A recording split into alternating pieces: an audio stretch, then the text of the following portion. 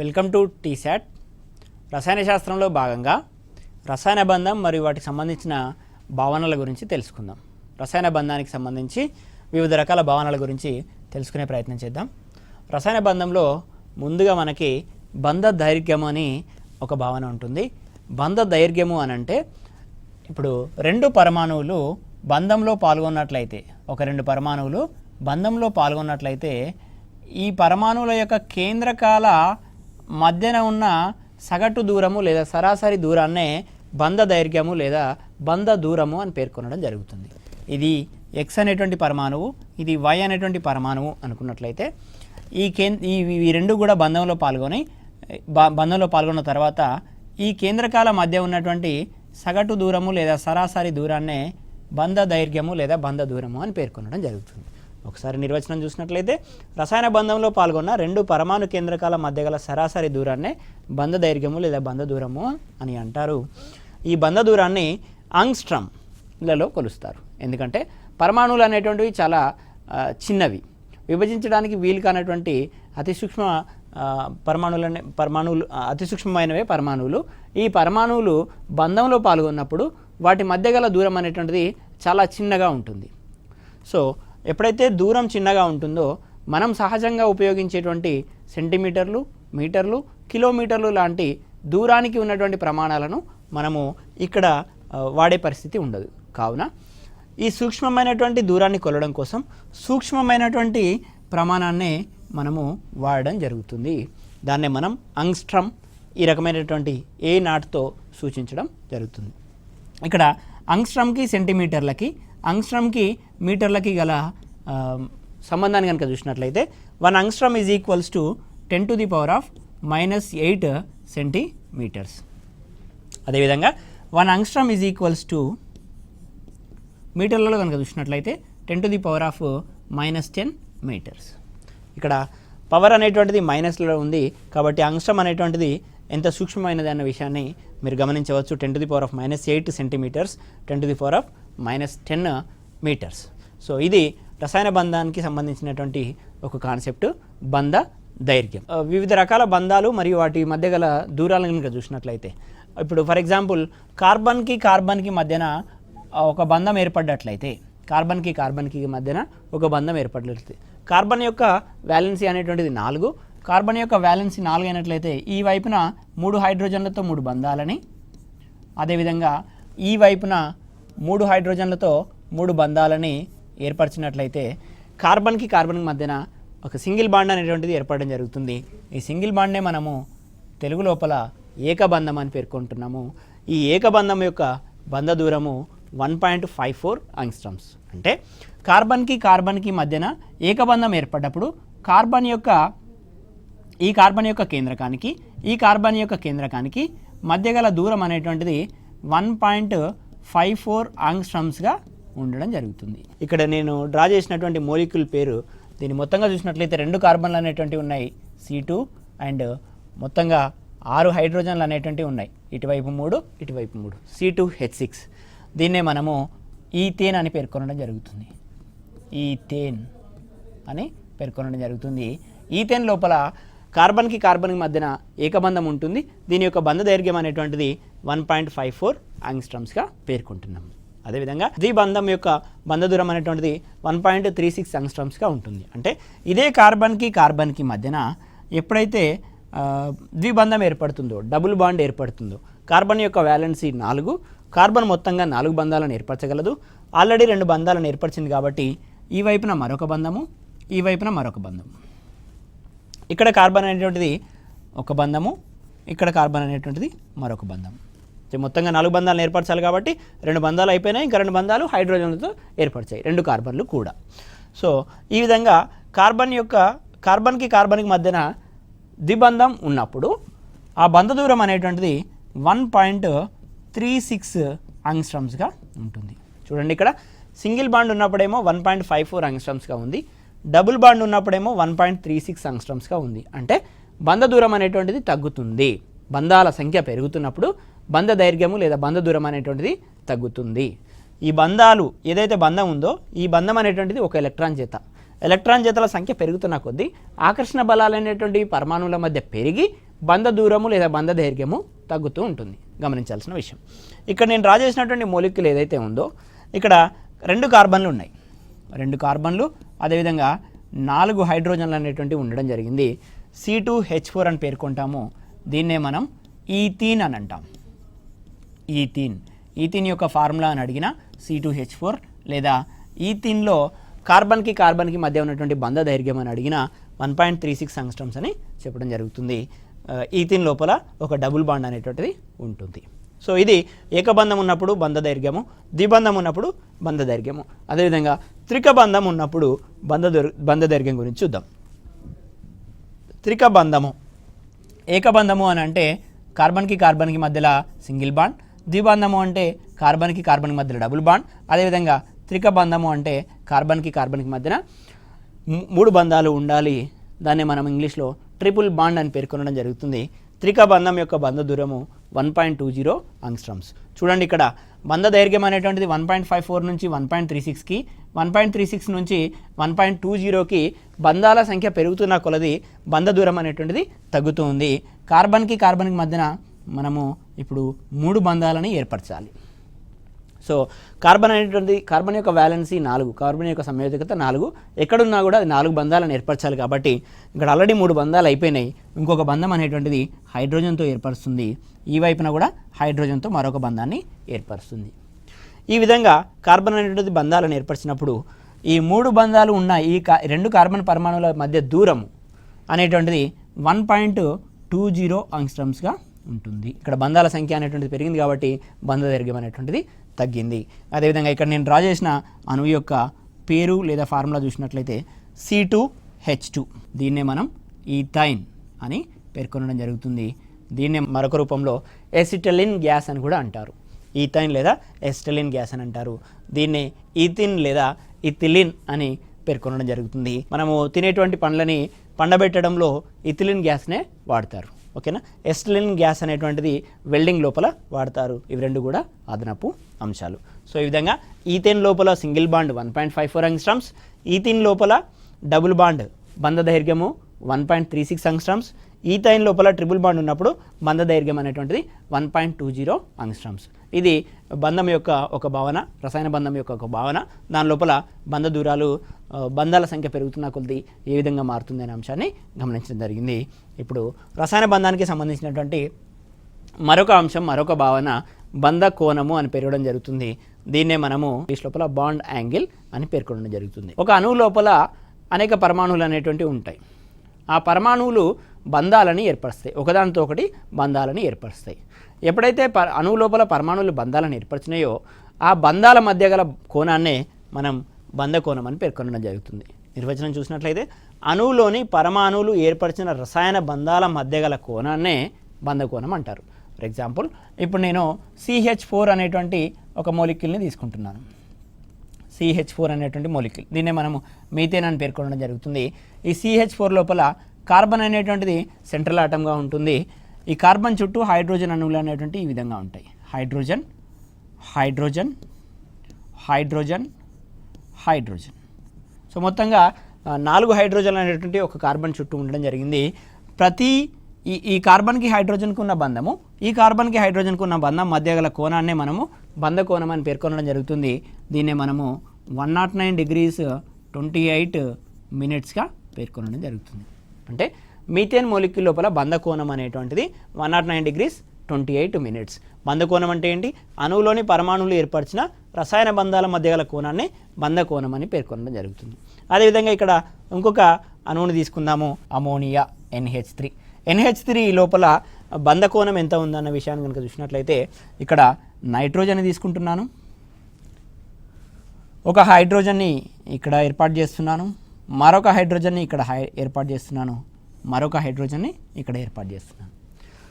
ఇక్కడ ఒక పరమాణువు చుట్టూ 3 పరమాణువులు ఉన్నప్పుడు మనం సహజంగా ఈ రకమైనటువంటి యాంగిల్ని తీసుకోవాలి, ఈ రకమైనటువంటి ట్రైగోనల్ ప్లేనార్ యాంగిల్ని తీసుకోవాలి. కానీ మనం ఆ రకంగా తీసుకోకుండా NH3కి ఒక ప్రత్యేకమైనటువంటి ఆకృతి ఉంటుంది. దాన్నే మనం పిరమిడల్ ఆకృతి అని పేర్కొనడం జరుగుతుంది. ఇంతకుముందు పోటీ పరీక్షలో కూడా ఈ అమోనియాకి సంబంధించినటువంటి ఆకృతి పైన క్వశ్చన్ రావడం జరిగింది. కాబట్టి బంధకోణం అనేటువంటి హెడ్డింగ్ కింద నేను ఎగ్జాంపుల్ని ప్రత్యేకంగా పెట్టడం జరిగింది. అమోనియా యొక్క ఆకృతి అనేటువంటిది పిరమిడల్ ఆకృతి. ఈ పిరమిడల్ ఆకృతి ఎందుకు వస్తుంది? యాక్చువల్గా అయితే 3 బంధాలు ఉన్నప్పుడు ట్రైగోనల్ ప్లేనార్ అనేటువంటి ఆకృతి రావాలి, కానీ పిరమిడల్ ఆకృతి ఎందుకు వస్తుంది అని అంటే నైట్రోజన్ పైన ఉండేటువంటి ఒక ఎలక్ట్రాన్ పేర్, నైట్రోజన్ పైన ఎలక్ట్రాన్ జంట అనేటువంటిది ఉంటుంది. దీన్నే లోన్ పెయిర్ ఆఫ్ ఎలక్ట్రాన్స్ అని అంటారు, అంటే ఒంటరి జత ఎలక్ట్రాన్లు అని పేర్కొనడం జరుగుతుంది. ఈ ఒంటరి జత ఎలక్ట్రాన్లకి మరియు ఈ బంధంలో పాల్గొన్నటువంటి ఎలక్ట్రాన్ల జతకి, ఒక బంధం అంటే ఏంటండి, ఒక బంధం అని అంటే 2 ఎలక్ట్రాన్లు లేదా ఎలక్ట్రాన్ జత.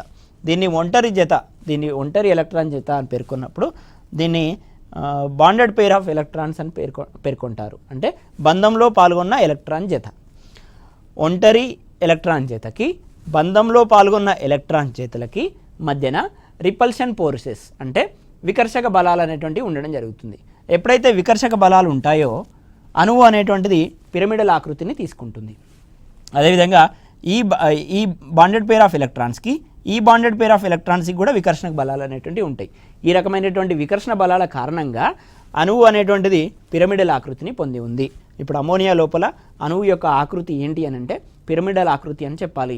3 బంధాలు ఉన్నప్పుడు యాక్చువల్గా మనకి ట్రైగోనల్ ప్లేనార్ రావాలి, కానీ పిరమిడల్ ఆకృతి ఎందుకు వచ్చిందని అంటే నైట్రోజన్ పైన ఉండేటువంటి ఒంటరి ఎలక్ట్రాన్ జత. ఇది అమోనియా అణువుకు సంబంధించినటువంటి ఇన్ఫర్మేషన్. ఇప్పుడు మనం అమోనియా అణువు యొక్క ఆకృతిని, మీథేన్ అణువు యొక్క ఆకృతిని పరిశీలించడం జరిగింది.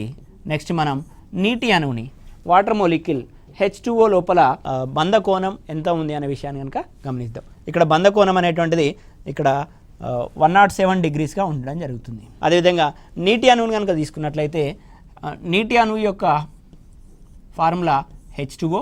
దీని లోపల ఆక్సిజన్ అనేటువంటిది సెంట్రల్ ఆటమ్గా ఉండడం జరుగుతుంది. ఆక్సిజన్కి ఇరువైపులా మనకి హైడ్రోజన్ పరమాణువులు ఈ విధంగా ఉంటాయి. సహజంగా ఏదైనా ఒక సెంట్రల్ ఆటం చుట్టూ 2 పరమాణువులు ఉన్నప్పుడు, ఫర్ ఎగ్జాంపుల్ బెరీలియం క్లోరైడ్ని తీసుకోండి. బెరీలియం క్లోరైడ్ లోపల బెరీలియంకి ఈ వైపున క్లోరిన్, ఈ వైపున క్లోరిన్ అనేటువంటి ఈ విధంగా ఉంటాయి. రేఖీయంగా పరమాణువుల అమరిక అనేటువంటిది ఉంటుంది. అంతిమంగా అణువు యొక్క ఆకృతిని రేఖీయంగా పేర్కొంటారు. బంధకోణం అనేటువంటిది 180 డిగ్రీలుగా ఉంటుంది. కానీ ఇక్కడ వాటర్ లోపల ఒక సెంట్రల్ ఆటం ఉంది, దాని చుట్టూ 2 పరమాణువులు ఉన్నాయి. అలా ఉన్నప్పుడు మనకు రేఖీయ ఆకృతి రావాలి, 180 డిగ్రీలుగా బంధకోణం అనేటువంటిది ఉండాలి. అలా ఉండకుండా ఇన్వర్టెడ్ వి షేప్, తిరగబడిన వి ఆకృతి అని పేర్కొనడం జరుగుతుంది. నీటి అణువు యొక్క ఆకృతి తిరగబడిన వి ఆకృతి. ఈ తిరగబడిన వి ఆకృతి ఎందుకు వస్తుంది అని అంటే ఆక్సిజన్ పైన కలిగినటువంటి ఒంటరి ఎలక్ట్రాన్ జంటలు, ఒంటరి ఎలక్ట్రాన్ జతలు. నైట్రోజన్ పైన ఏ విధంగానైతే ఒక ఎలక్ట్రాన్ జత ఉందో ఆక్సిజన్ పైన కూడా 2 ఎలక్ట్రాన్ జతలు అనేటువంటివి ఉండడం జరుగుతుంది. ఈ 2 ఒంటరి ఎలక్ట్రాన్ జతలకి ఈ బంధంలో పాల్గొన్న ఎలక్ట్రాన్ జతలకి మధ్య గల వికర్షక బలాల కారణంగా ఈ వాటర్ మాలిక్యూల్ యొక్క ఆకృతి అనేటువంటిది ఇన్వర్టెడ్ వి షేప్, తిరగబడిన వి ఆకృతిని కలిగి ఉంటుంది. కావున ఇక్కడ 2 బంధాలే ఉన్నప్పటికీ ఎందుకు ఇన్వర్టెడ్ వి షేప్ వచ్చింది అని అంటే దానికి గల కారణం ఆక్సిజన్ పైన ఉన్నటువంటి ఒంటరి ఎలక్ట్రాన్ జతలు. మరి బంధకోణాన్ని కనుక చూసినట్లయితే ఇక్కడ 109 డిగ్రీస్, ఇక్కడ 107 డిగ్రీస్, ఇక్కడికి వచ్చేసరికి 105 డిగ్రీలుగా ఉంటుంది. వాటర్ మాలిక్యూల్ లోపల బంధకోణం అనేటువంటిది 105 డిగ్రీలు. మరొకసారి బంధకోణం అంటే ఏంటి అని అంటే ఒక అణువు లోపల పరమాణువులు అనేటువంటివి బంధాలను ఏర్పరుస్తాయి. ఆ బంధాల మధ్య గల కోణాన్నే బంధకోణం అని పేర్కొనడం జరుగుతుంది. బంధాల మధ్య గల కోణాన్నే బంధకోణం అని పేర్కొనడం జరుగుతుంది. దీన్ని డిగ్రీలలో కొలుస్తాము. బంధకోణంలో వస్తున్నటువంటి డీవియేషన్స్ ఏ విధంగా వివిధ మొలిక్యూల్స్లో ఉన్నాయన్న విషయాన్ని గమనించడం జరుగుతుంది. అదేవిధంగా ఇంకొక మొలిక్యూల్ తీసుకోవడం జరిగింది. ఇక్కడ కార్బన్ డైఆక్సైడ్లో ఉన్న బంధకోణం ఎంత? ఇంతకుముందు పోటీ పరీక్షలో అడిగినటువంటి ప్రశ్న ఇది. కార్బన్ డైఆక్సైడ్ యొక్క ఆకృతిని మనం చూసినట్లయితే బంధకోణాన్ని ఈ విధంగా ఈజీగా చూడవచ్చు. కార్బన్ డైఆక్సైడ్ లోపల కార్బన్ అనేటువంటిది సెంట్రల్ ఆటమ్గా ఉంది, ఓకేనా. దానికి ఇరువైపులా 2 ఆక్సిజన్ ఆటమ్స్ అనేటువంటివి ఉన్నాయి. ఆ 2 ఆక్సిజన్ ఆటమ్స్ని ఈ విధంగా నేను పెడుతున్నాను. 2 ఆక్సిజన్ ఆటమ్స్. కార్బన్ యొక్క వ్యాలెన్సీ అనేటువంటిది 4. ఎక్కడున్నా కూడా 4 బంధాలను ఏర్పరచాలి. ఇక్కడ 2 ఆక్సిజన్ అణువులు ఉన్నాయి కాబట్టి కార్బన్ అనేటువంటిది ఒక ఆక్సిజన్తో 2 బంధాలని, మరొక ఆక్సిజన్తో మరో 2 బంధాలని ఈ విధంగా ఏర్పరుస్తుంది. ఆ విధంగా ఏర్పరిచిన తర్వాత కార్బన్ దగ్గర మిగిలి ఉన్న ఎలక్ట్రాన్ జతలు ఏవైనా ఉన్నాయా అంటే ఏమీ లేవు. కాబట్టి బాండ్ పెయిర్ ఆఫ్ ఏదైతే బంధంలో పాల్గొన్న ఎలక్ట్రాన్ల మధ్య గల మాత్రమే వికర్షక బలాలు ఉంటాయి. ఒంటరి జతలు లేవు కాబట్టి ఒంటరి జతలకి మరి బంధంలో పాల్గొన్న ఎలక్ట్రాన్ జతలకి ఎటువంటి వికర్షక బలాలు పనిచేయవు కాబట్టి ఇక్కడ కార్బన్ డయాక్సైడ్ అణువు అనేటువంటిది రేఖీయంగా అమరి ఉంటుంది. అంటే ఇక్కడ ఈ కార్బన్ డయాక్సైడ్లో ఉన్నటువంటి పరమాణువులన్నీ కూడా ఒకే రేఖ పైన అమరి ఉంటాయి. అందుకే ఆకృతిని రేఖీయం అని పేర్కొనడం జరుగుతుంది. బంధ కోణం అనేటువంటిది 180 డిగ్రీలుగా ఉంటుంది. కార్బన్కి ఆక్సిజన్కి మధ్యన ఉన్నటువంటి బంధంలో పాల్గొన్న ఎలక్ట్రాన్లు ఈ కార్బన్కి ఈ ఆక్సిజన్కి మధ్యన ఉన్నటువంటి బంధంలో పాల్గొన్న ఎలక్ట్రాన్ల మధ్యన వికర్షణ బలాలు అనేటువంటివి గరిష్టంగా ఉంటాయి. వాటిని తగ్గించుకోవడం కోసము ఈ రకమైనటువంటి ఆకృతిని కార్బన్ డయాక్సైడ్ మోలిక్యూల్ పొందుతుంది. కావున 180 డిగ్రీలు ఉన్నప్పుడు మాత్రమే వికర్షణ బలాలు అనేటువంటివి చాలా తక్కువగా కనిష్టంగా ఉంటాయి. కాబట్టి ఈ రకమైనటువంటి ఆకృతిని కార్బన్ డయాక్సైడ్ అణువు పొందుతుంది. సో ఇది బంధకోణం మరియు వివిధ రకాల అణువుల యొక్క ఆకృతులు బంధకోణానికి సంబంధించినటువంటి సమాచారం. మరి రసాయన బంధంలో మనకి మరొక అంశం లేదా భావన ఏంటి అని అంటే బంధ శక్తి అని పేర్కొంటున్నాం. రసాయన బంధంలోనే బంధ శక్తి అనేటువంటి మరొక భావన గురించి నేర్చుకుందాం. ఏదైనా ఒక రసాయన బంధం ఏర్పడడానికి కొంత మొత్తంలో శక్తి అవసరమవుతుంది, లేదా ఒక రసాయన బంధం విచ్ఛిత్తి చెందినప్పుడు అంతే మొత్తంలో శక్తి విడుదల జరుగుతుంది. ఒక రసాయన బంధం ఏర్పడ్డప్పుడు ఎంత మొత్తంలో అయితే శక్తి అవసరపడుతుందో అదేవిధంగా అదే రసాయన బంధం విచ్ఛిత్తి చెందినప్పుడు కూడా అంతే మొత్తంలో శక్తి విడుదల చేయడం జరుగుతుంది. సో దీన్నే మనము బాండ్ ఎనర్జీ లేదా బంధ శక్తి అని పేర్కొనడం జరుగుతుంది. నిర్వచనాన్ని గమనించినట్లయితే ఒక బంధం ఏర్పడడానికి అవసరమైన శక్తి లేదా అదే రసాయన బంధం విచ్ఛిత్తి చెందినప్పుడు విడుదలయ్యే శక్తిని బంధ శక్తిగా నిర్వచిస్తారు. ఇప్పుడు నేను ఎగ్జాంపుల్స్ తీసుకున్నాను. ఇక్కడ ఆక్సిజన్ అనేటువంటి ఒక మొలిక్యూల్ని తీసుకున్నాను. ఈ ఆక్సిజన్ అనేటువంటి అణువు ఆక్సిజన్ పరమాణువులుగా విడిపోయినప్పుడు ఆక్సిజన్ పరమాణువులుగా విడిపోయినప్పుడు మనకు ఎంత మొత్తంలో శక్తి వస్తుంది అని అంటే 498 కిలో జౌల్ పర్ మోల్. అంటే దీని లోపల రెండు బంధాలు ఉన్నాయి. ఈ రెండు బంధాలు విడిపోయినప్పుడు మనకి 498 కిలో జౌల్ పర్ మోల్ అనేటువంటి శక్తి ఏదైతే విడుదల అవుతుందో ఇది మనకి ఆక్సిజన్ అణువులో ఉన్నటువంటి బంధ శక్తి. అదేవిధంగా నైట్రోజన్ అణువుని కనుక తీసుకున్నట్లయితే నైట్రోజన్ అణువు లోపల ఆక్సిజన్కి మధ్యలో ఇక్కడ ద్విబంధం అనేటువంటిది ఉంది. నైట్రోజన్ లోపల నైట్రోజన్కి మధ్యన త్రిబంధం లేదా త్రికబంధం అనేటువంటిది ఉంది. సో ఈ విధంగా డబుల్ బాండ్ బ్రేక్ అయ్యి ఈ ద్విబంధం బ్రేక్ అయ్యి మనకి ఆక్సిజన్ పరమాణువులు అనేటువంటి ఏర్పడడం జరుగుతుంది. ఆక్సిజన్ పరమాణువులు ఏర్పడ్డ తర్వాత మనకు విడుదలయ్యేటువంటి శక్తి 498 కిలో జౌల్ పర్ మోల్గా ఉంది. అంటే ఈ ఆక్సిజన్ అణువుని ఏర్పరచడానికి కూడా అంతే మొత్తంలో శక్తి అవసరం పడుతుంది. ఇక్కడ నైట్రోజన్ లోపల త్రికబంధం అనేటువంటిది ఉంది. ఈ త్రికబంధం అంటే ఈ మూడు బంధాలు కూడా విచ్ఛిత్తి చెంది మనకు నైట్రోజన్ పరమాణువులు ఏర్పడ్డప్పుడు మనకి ఇంత మొత్తంలో శక్తి విడుదల జరుగుతుంది. Delta H = 946 kilo joule per mole. అర్థమవుతుందా? ఇక్కడ ద్విబంధం కాబట్టి శక్తి పరిమాణం అనేటువంటి తక్కువగా ఉంది. ఇక్కడ త్రిబంధం కాబట్టి శక్తి పరిమాణం అనేటువంటిది ఎక్కువగా ఉంది. అదేవిధంగా ఇంకొక హెట్రో అటామిక్ మోలిక్యూల్ అనేటువంటిది తీసుకుందాం. దాన్ని మనం HCl అని పేర్కొనడం జరుగుతుంది. హైడ్రోజన్కి మరియు క్లోరిన్కి మధ్యన మనకి బంధం అనేటువంటిది ఉంది. ఈ బంధం బ్రేక్ అయినప్పుడు ఈ బంధం విచ్ఛిత్తి చెందినప్పుడు మనకి హైడ్రోజన్ మరియు క్లోరిన్ అనేటువంటివి ఏర్పడడం జరుగుతుంది. ఇక్కడ నేను రెండు హైడ్రోక్లోరిక్ యాసిడ్ మొలిక్యూల్స్ని తీసుకుంటే H2 అండ్ Cl2 అనేటువంటివి ఏర్పడతాయి. కానీ మనం ఇక్కడ బంధ శక్తిని ఎప్పుడైతే కొలవాలనుకుంటున్నామో కేవలం ఒకటే HClని తీసుకొని వాటి నుంచి ఏర్పడిన H+Cl- మాత్రమే ఉండాలి. ఎందుకనంటే H2 అండ్ Cl2 అని అంటే మళ్ళీ హైడ్రోజన్కి మధ్యన బంధం ఏర్పడుతుంది, క్లోరిన్కి మధ్యన బంధం ఏర్పడుతుంది. హైడ్రోజన్కి క్లోరిన్కి మధ్యన బంధం తెగిపోయినప్పుడు వెలువడ్డటువంటి శక్తి మరలా హైడ్రోజన్కి మధ్యన బంధం ఏర్పడ్డప్పుడు ఉపయోగపడవచ్చు, లేదా క్లోరిన్కి మధ్యన బంధం ఏర్పడ్డప్పుడు ఉపయోగపడవచ్చు. కాబట్టి ఆ విధంగా మనకి కరెక్ట్గా బంధశక్తి తెలియాలి అని అంటే కేవలం HCl నుంచి హైడ్రోజన్ క్లోరిన్ విడిపోయినప్పుడు మాత్రమే లెక్కగట్టాల్సి ఉంటుంది. ఆ విధంగా ఏర్పడ్డటువంటి శక్తి మనకి 431 kilo joule per mole, 431 kilo joule per mole. So ఈ విధంగా వివిధ రకాల అణువులు అవి విచ్ఛిత్తి చెందినప్పుడు వెలువడేటువంటి శక్తి ఆధారంగా బంధశక్తిని కొలవడం జరుగుతుంది. ఇవన్నీ కూడా గ్యాసియస్ స్టేట్లో మాత్రమే తీసుకోవాలి.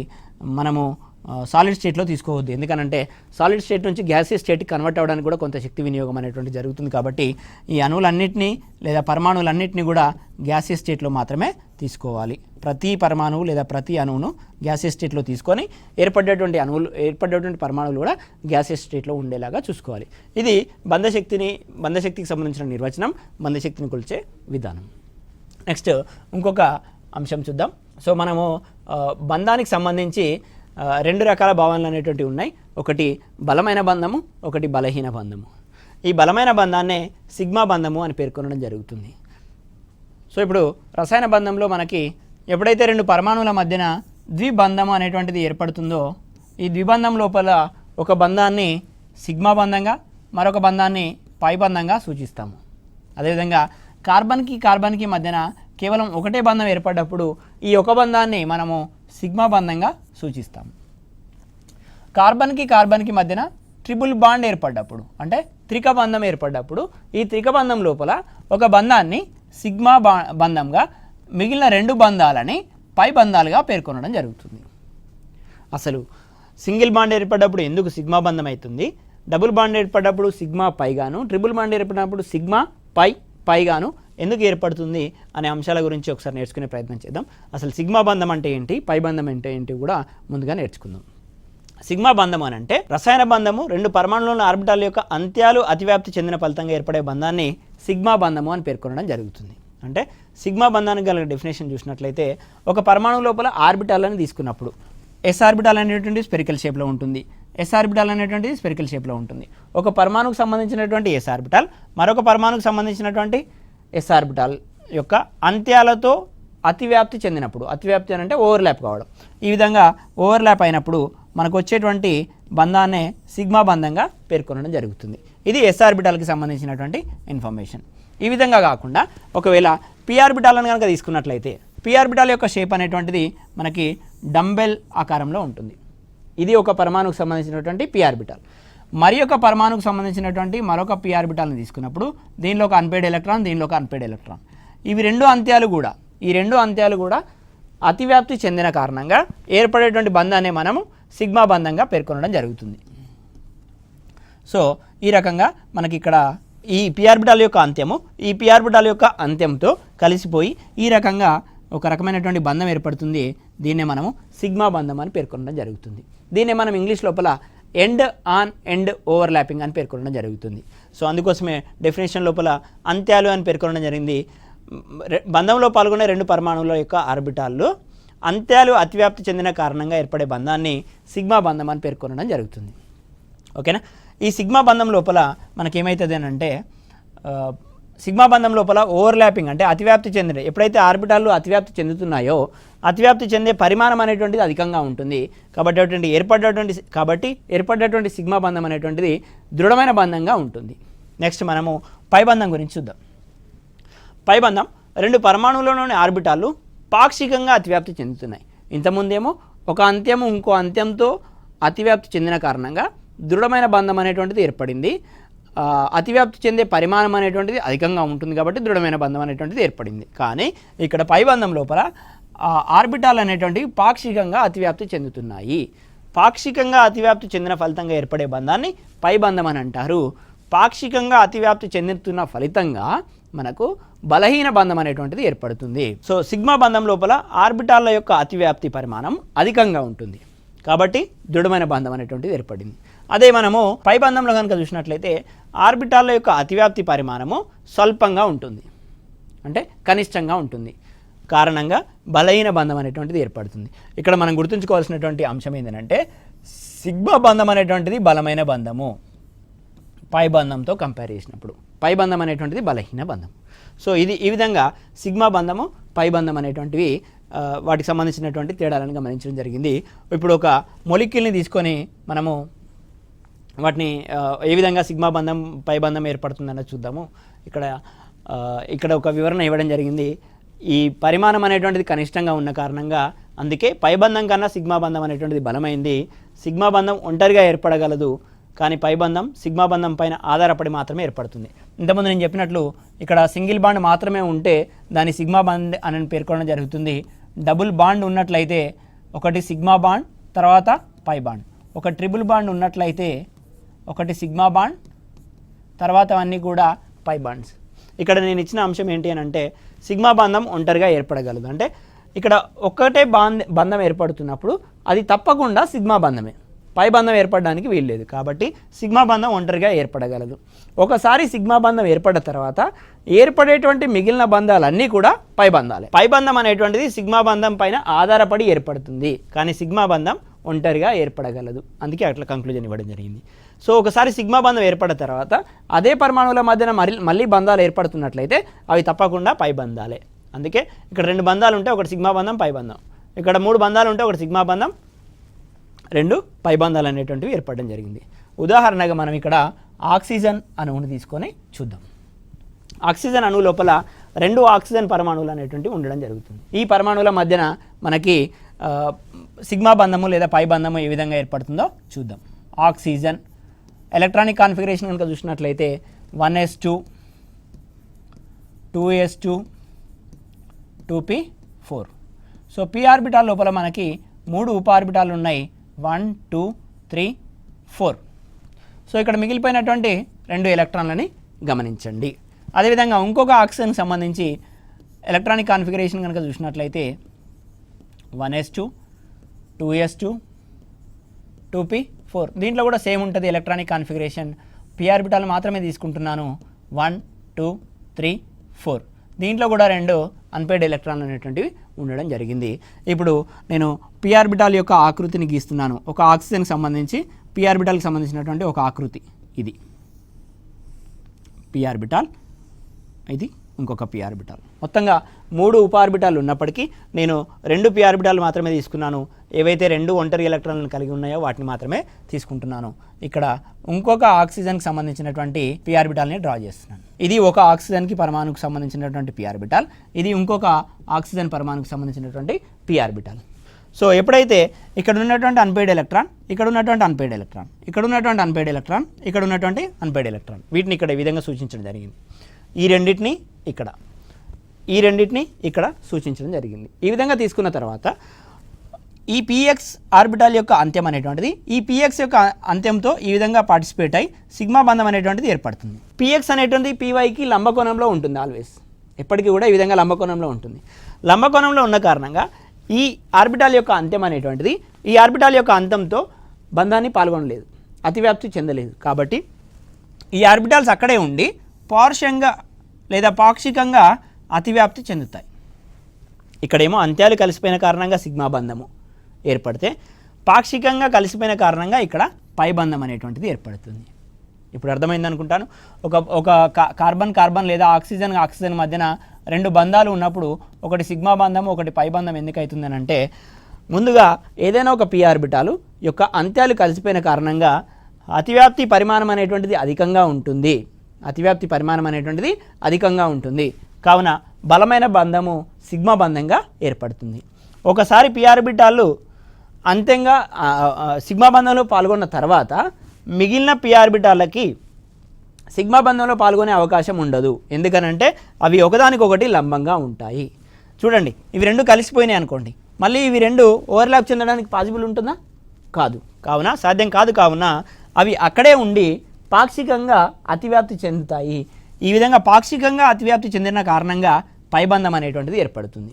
సేమ్ ఇదే విధంగా నేను ఇంకొక p ఆర్బిటాల్ని కనుక తీసుకున్నట్లయితే ఇంకొక పైబంధమే ఏర్పడుతుంది, కానీ ఇంకొక సిగ్మా బంధం ఏర్పడే పాసిబిలిటీ కాదు. కావున ఆక్సిజన్ అణువులో ఏర్పడేటువంటి 2 బంధాలలో ఒక సిగ్మా బంధము, పై బంధము ఏర్పడుతుంది. ఈ విధంగా సింగిల్ బాండ్ ఉన్నప్పుడు సిగ్మా బంధము, డబుల్ బాండ్ ఉన్నప్పుడు sigma bond pi bond, triple bond ఉన్నప్పుడు సిగ్మా పై అనేటువంటి బంధాలు ఏర్పడతాయి. ఇవి రసాయన బంధానికి సంబంధించినటువంటి వివిధ భావనలు. బంధ దైర్ఘ్యం గురించి చూసాం, బంధ కోణం గురించి చూసాం, బంధ శక్తి గురించి కూడా చూసాము. మల్టిపుల్ బాండ్స్ ఉన్నప్పుడు, బహుబంధాలు ఉన్నప్పుడు సిగ్మా బాండ్ బై బాండ్ ఏ విధంగా ఏర్పడుతుంది, సిగ్మా బాండ్ ఏ విధంగా బలమైనది, పై బాండ్ ఏ విధంగా బలహీనమైనటువంటి అంశాలను గమనించడం జరిగింది.